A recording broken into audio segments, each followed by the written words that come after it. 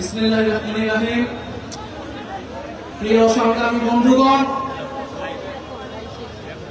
আজ জাতীয় নাগরিক পার্টি ঢাকা মহানগর কর্তৃক আয়োজিত আওয়ামী লীগ নিষিদ্ধের দাবিতে আয়োজিত এই বিক্ষোভ সমাবেশে উপস্থিত আছেন জুলাই গণ অভ্যুত্থানের শহীদ পরিবার বৃন্দ এবং জুলাই গণ অভ্যুত্থানে অংশ নিয়ে আহত যোদ্ধা বৃন্দ। আর উপস্থিত আছেন জাতীয় নাগরিক পার্টি এনসিপির সংগ্রামী সদস্য সচিব, সংগ্রামী মুখ্য সংগঠক বৃন্দ, সংগ্রামী মুখ্য সমন্বয়ক এবং কেন্দ্রীয় নেতৃবৃন্দ সহ ঢাকা মহানগর এবং আশপাশ থেকে আগত বিভিন্ন পর্যায়ের নেতাকর্মী বৃন্দ। সবাইকে জাতীয় নাগরিক পার্টির পক্ষ থেকে জানাই সংগ্রামী শুভেচ্ছা এবং সালাম। বন্ধুগণ, আজকে জুলাই গণ অভ্যুত্থানের এই 9 মাস পরেও আওয়ামী লীগ নিষিদ্ধের দাবিতে, আওয়ামী লীগের নিবন্ধন বাতিলের দাবিতে আমাদেরকে রাজপথে নেমে আসতে হচ্ছে, আমাদেরকে রাজপথে কথা বলতে হচ্ছে। এটা আমাদের সামষ্টিক ব্যর্থতা বলেই আমরা মনে করি।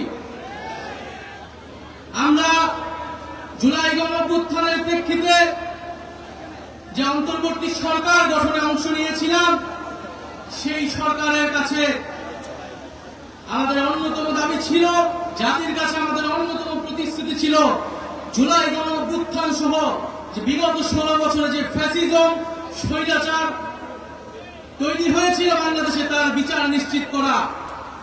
বিচার এবং সংস্কারের জন্যই মানুষ রাজপথে নেমে এসেছিল। বন্ধুগণ, একটু পেছন থেকে ইতিহাসটা বলতে চাই। বাংলাদেশের জনগণ এই 24-এ প্রথমবার রাজপথে নেমে আসেনি, রক্ত দেয়নি, আত্মত্যাগ করেনি। ইতিহাসের বিভিন্ন পর্যায়ে বাংলাদেশের জনগণ রাজপথে নেমে এসেছে, জীবন দান করেছে, শাহাদাত বরণ করেছে, ন্যায় বিচার, মানবিক মর্যাদা, গণতন্ত্র, সার্বভৌমত্ব, স্বাধীনতা প্রতিষ্ঠার জন্য। 1947 সালে এই পূর্ববঙ্গের বাঙালি মুসলমান নিম্নবর্গের হিন্দুর সাথে কাঁধে কাঁধ মিলিয়ে এই পূর্ববঙ্গের জনপদের অর্থনৈতিক এবং ধর্মীয় সাংস্কৃতিক অধিকার রক্ষার জন্য লড়াই করেছিল। সেই লড়াইয়ের ফসল হিসেবে আজকের বাংলাদেশের সীমানা আমরা প্রতিষ্ঠা পেয়েছিলাম। যদিও সেই সময় আমাদের লড়াইয়ের গন্তব্য ছিল সমগ্র বাংলার অখণ্ডতা কায়েম করা, কিন্তু কলকাতার ব্রাহ্মণ্যবাদী জমিদারদের ষড়যন্ত্রের কারণে সেই রাষ্ট্রকল্প আমাদের ব্যর্থ হয়েছিল। ফলে আমরা পাকিস্তান রাষ্ট্রে সাময়িকভাবে আশ্রয় নিয়েছিলাম। কিন্তু বন্ধুগণ, দুঃখের সাথে আমাদের সেই 47-এর আগামীর স্বপ্ন লুট হয়ে গিয়েছিল খুব অল্প সময়েই। পাকিস্তানের শাসক গোষ্ঠী এখানে বাঙালি জনগোষ্ঠীর ভাষা, সংস্কৃতি এবং অধিকারের উপর হস্তক্ষেপ করেছে এবং বাঙালি জনগোষ্ঠীকে তার ন্যায্য অধিকার থেকে বঞ্চিত করেছে বারবার। ফলে এই বাংলাদেশের সকল ধর্মের মানুষেরা আবার ঐক্যবদ্ধভাবে 71 সালে অস্ত্র ধরে হাতে তুলে নিয়েছিল এবং একটি রক্তক্ষয়ী জনযুদ্ধের মাধ্যমে বাংলাদেশের স্বাধীনতা এবং সার্বভৌমত্ব প্রতিষ্ঠা করেছিল। কিন্তু আবার দুঃখের সাথে 71-এর পরে এই 72 সালে আমার সোনার বাংলার স্বপ্ন এই মুজিববাদীদের হাতে বেহাত হয়ে গিয়েছিল। এই মুজিববাদীরা 72-এর সংবিধানের মাধ্যমে বাংলাদেশকে ভারতীয় শাসক গোষ্ঠীর হাতে তুলে দিয়েছিল। মুজিববাদী সংবিধানের মাধ্যমে যে স্বাধীন বাংলাদেশের আকাঙ্ক্ষা, যেই মুক্তিযুদ্ধের শহীদদের আকাঙ্ক্ষা তৈরি হয়েছিল, সেই আকাঙ্ক্ষাকে ব্যর্থ করে দেওয়া হয়েছিল। মুজিববাদী সংবিধানে বাঙালি জাতীয়তাবাদের নামে এখানে বিভিন্ন জনগোষ্ঠীর যে ভাষার অধিকার, সেই অধিকারকে দমন করা হয়েছিল। মুজিববাদী সংবিধানে ধর্ম নিরপেক্ষতার নামে বাংলাদেশের ইসলাম মোনা জনগোষ্ঠী, ধর্মবান মুসলমানের যে সংস্কৃতি, সেই সংস্কৃতিকে রাষ্ট্র গঠন প্রক্রিয়া থেকে বিচ্ছিন্ন করে দেওয়া হয়েছিল। এখানে সমাজতন্ত্রের নামে যে পুঁজির স্বাধীন বিকাশ, সেই বিকাশকে ব্যর্থ করা হয়েছিল এবং অর্থনীতিকে লক্ষ্মী বাহিনীদের হাতে তুলে দেওয়া হয়েছিল এবং গণতন্ত্রের নামে বাকশাল কায়েম করা ছিল এই ছিল ৭৫ পর্যন্ত মুজিববাদীদের শাসন। আমরা দেখেছি স্বাধীন বাংলায় এরপরে বিভিন্ন সময়ে সামরিক হস্তক্ষেপ হয়েছে। এক পর্যায়ে বাংলাদেশের জনগণ ৯০ সালে আবারও রাজপথে নেমে একটি গণঅভ্যুত্থান তৈরি করেছিল। সেই গণঅভ্যুত্থানের পরে স্বৈরতন্ত্রের পতন ঘটেছিল। কিন্তু দুঃখের বিষয় ৩০ বছর পরে বাংলাদেশের জনগণকে আবারও গণতন্ত্র প্রতিষ্ঠার জন্য রাজপথে নামতে হয়েছিল। কেন নামতে হয়েছিল? কারণ গণঅভ্যুত্থানে যে রাজনৈতিক দলগুলো যে প্রতিশ্রুতি দিয়ে ক্ষমতায় গিয়েছিল সেই প্রতিশ্রুতি তারা রক্ষা করেনি। ৯০-এর গণঅভ্যুত্থানকে যারা গণঅভ্যুত্থানে অংশ নিয়েছিল তারাই ব্যর্থ প্রমাণ করেছে। ফলে রাজনৈতিক দলগুলোর সেই নেতৃত্ব বাংলাদেশের জনগণ মেনে নেয়নি। বিগত ১৬ বছরেও রাজনৈতিক দলগুলোর ফ্যাসিবাদ বিরোধী দলগুলোর নেতৃত্বে জনগণ রাজপথে নেমে আসেনি। বাংলাদেশের জনগণ ফ্যাসিবাদ থেকে মুক্তি পাওয়ার জন্য রাজপথে নেমে এসেছিল ছাত্র জনতার নেতৃত্বে। বন্ধুগণ, বিগত ১৬ বছর গল্প আমরা সবাই জানি। বিগত ১৬ বছরে আওয়ামী লীগ কিভাবে ফ্যাসিজম কায়েম করেছে, কিভাবে স্বৈরতন্ত্র কায়েম করেছে। তিনটি ভোটকে তারা কুক্ষিগত করে মানুষের ভোটাধিকারকে হরণ করেছিল। পিলখানা হত্যাকাণ্ডের মাধ্যমে বাংলাদেশের সেনাবাহিনীর দেশপ্রেমিক অংশকে তারা পরাস্ত করেছিল এবং বাংলাদেশের সার্বভৌমত্বকে হুমকির মুখে ঠেলে দিয়েছিল। ২০১৩ সালে শাপলার হত্যাকাণ্ডের মাধ্যমে বাংলাদেশের ধর্মপ্রাণ মুসলমান এবং আলেম ওলামাদের মত প্রকাশের যে অধিকার, সেই অধিকারকে তারা হরণ করেছিল। এছাড়া ধারাবাহিকভাবে কোটা সংস্কার আন্দোলন, নিরাপদ সড়ক আন্দোলন, মোদী বিরোধী আন্দোলনে তারা হত্যাকাণ্ড এবং দমন পীড়ন চালিয়েছে।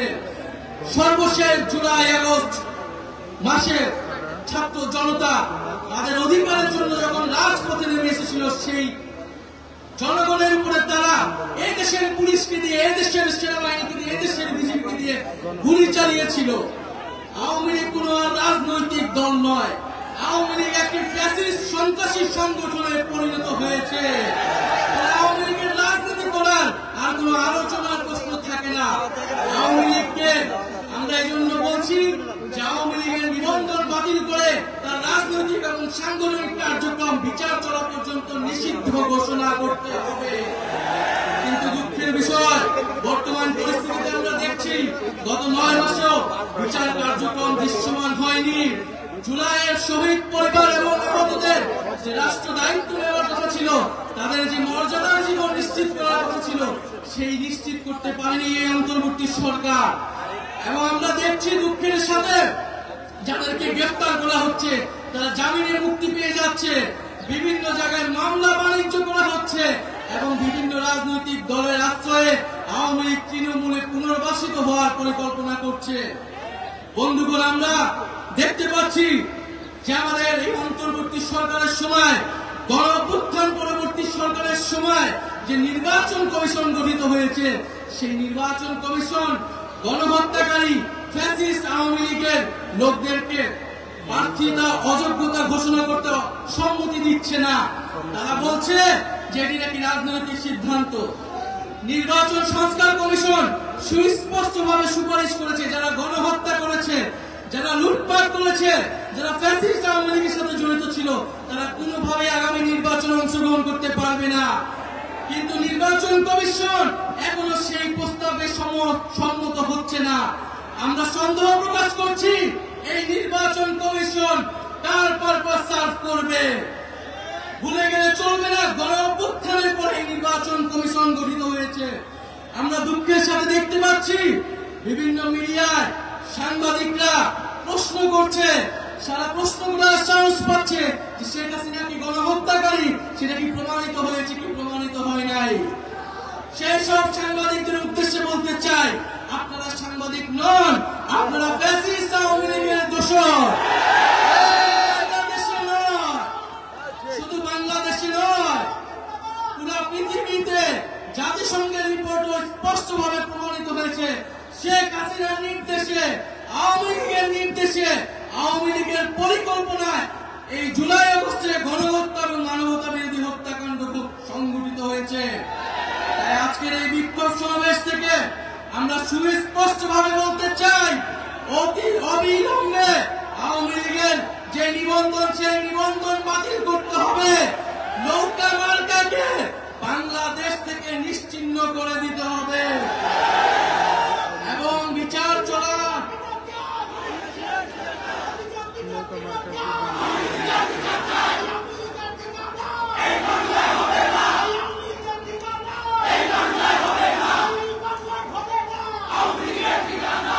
এবং বিচার চলাকালীন পর্যন্ত আওয়ামী লীগের সাংগঠনিক এবং রাজনৈতিক কর্মকাণ্ড আইন করে নিষিদ্ধ ঘোষণা করতে হবে।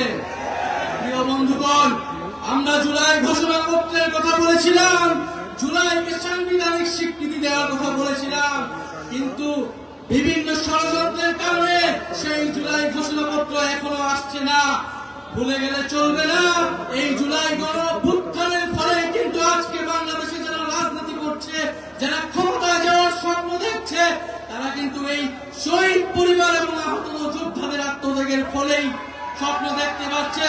ফলে অবিলম্বে এই জুলাই ঘোষণাপত্র দিতে হবে এবং আমরা যে জুলাই সনদের কথা বলছি, যে মৌলিক সংস্কারের ভিত্তিতে রাষ্ট্র কাঠামোর আমূল পরিবর্তন, শাসন ব্যবস্থার আমূল পরিবর্তন করে রাজনৈতিক ঐক্যমত্যের ভিত্তিতে মৌলিক সংস্কারের উদ্দেশ্যে জুলাই সনদ কার্যকর করতে হবে এবং জুলাই সনদে সুস্পষ্টভাবে আওয়ামী লীগ নিষিদ্ধের কথাটি থাকতে হবে।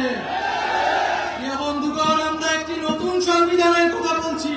সেই নতুন সংবিধানের জন্য আগামী নির্বাচন আইনসভা এবং গণপরিষদ নির্বাচন একত্রে অনুষ্ঠিত করতে হবে এবং দ্রুত সময়ের মধ্যে শহীদ পরিবার এবং আহত যোদ্ধাদের দায়িত্ব নিতে হবে রাষ্ট্র এবং সরকারকে এবং তাদের মানবিক মর্যাদা, নাগরিক মর্যাদা নিশ্চিত করতে হবে। প্রিয় বন্ধুগণ, জাতীয় নাগরিক পার্টি এনসিপি নতুন বাংলাদেশ বিনির্মাণের নতুন বন্দোবস্ত বিনির্মাণে সংগঠিত হয়েছে। আমরা জানি আমাদের হাতে সময় অল্প, কিন্তু আমাদের দায়িত্ব অনেক। সেই জাতি আমাদের উপর 5ই আগস্ট আস্থা রেখেছিল। আমরা বিশ্বাস করি আগামীতে এনসিপির উপরই জনগণ তাকিয়ে আছে, সেই আস্থা রাখছে। বন্ধুগণ,